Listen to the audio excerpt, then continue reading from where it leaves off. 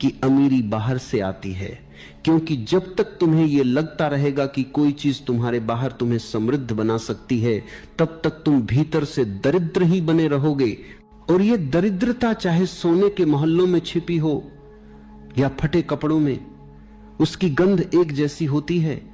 उसमें वही बेचैनी होती है, वही भय होता है, वही तुलना की आग जलती रहती है, और वही प्रश्न भीतर गूंजता रहता है कि लोग अमीर हो रहे हैं और तुम नहीं। और इसी प्रश्न में तुम अपनी चेतना का खून कर देते हो, क्योंकि यह प्रश्न गलत दिशा से पैदा हुआ है।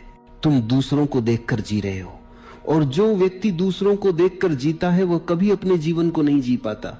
वो हमेशा किसी और की छाया में खड़ा रहता है, और छाया में खड़ा व्यक्ति कितना भी धन इकट्ठा कर ले, वह स्वयं को छोटा ही अनुभव करता है, क्योंकि उसकी आंखें बाहर हैं, उसकी दृष्टि भीतर नहीं है। और भीतर की आंख बंद हो जाए तो बाहर का सारा उजाला भी अंधकार बन जाता है।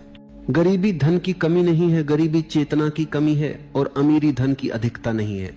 अमीरी जीवन के प्रति उत्सवपूर्ण दृष्टि है, क्योंकि जो व्यक्ति जीवन को बोझ समझता है, जो सुबह उठते ही घड़ी देखता है, जो काम को सजा समझता है, जो रविवार का इंतजार करता है, जो भविष्य में सुख खोजता है, वह व्यक्ति चाहे कितने ही करोड़ों का मालिक क्यों ना हो, भीतर से वो भिखारी ही रहता है।